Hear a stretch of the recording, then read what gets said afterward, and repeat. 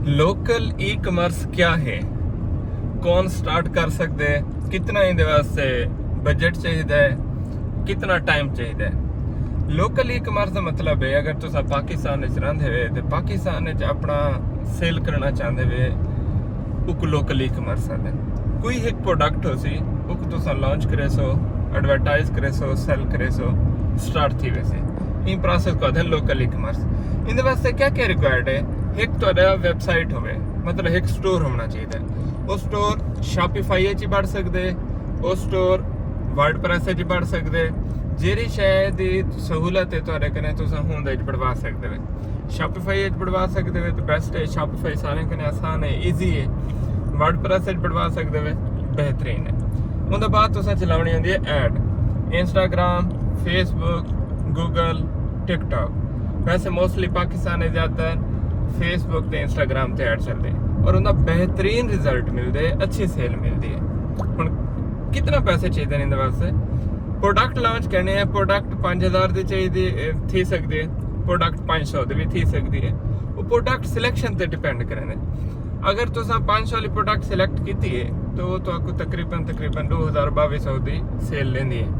खर्चा वगैरह कट के 800-1000 रुपया एक प्रोडक्ट बचा लेंदी है ऐड का खर्चा कट के। तो अगर उन्हें तुम 100 आइटम गिन देवे तो 500 को 100 नजर अपने चाहिए, इतना तो बजट चाहिए। इन्वेंट्री वास्ते 30-40 हज़ार चाहिए तो फेसबुक ऐड वास्ते पूरे महीने वास्ते तो ई कमर्स स्टार्ट। ज़्यादा कने ज़्यादा अगर तुम बेसिक लेवल कने स्टार्ट करें पे तो ज़्यादा कने ज़्यादा जरा बजट तो रिक्वायर्ड है वो बजट है 1 लाख कने रख 1,30,40 हज़ार तक ये होवे तो स्टोर होवे। अज कने स्टार्ट कर दो, कल कने तोरी बिजनेस मुनाफा देवन शुरू थी। वैसे सीधा जहा काम है लोकल ई कमर्स, कोई भी कर सकते, ना इधर तलीम की शर्त है, ना पढ़े लिखे की शर्त है, ना कंप्यूटर एक्सपर्ट की शर्त है। 2-4 चीज़ें हैं स्टोर समझना है, आर्डर कितना है, उन्हें फुलफिल किमें करना है।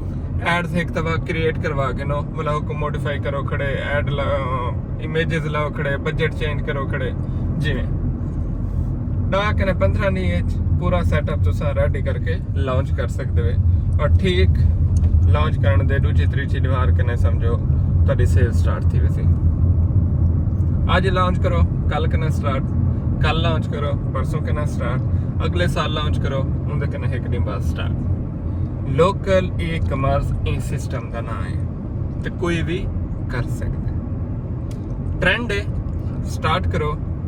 इंसान का काम है कोशिश करना। अल्लाह पाक दी ज़ात कामयाबी दे बना लिए, वसी रिस्क दे बना लिए। सलामत रहो।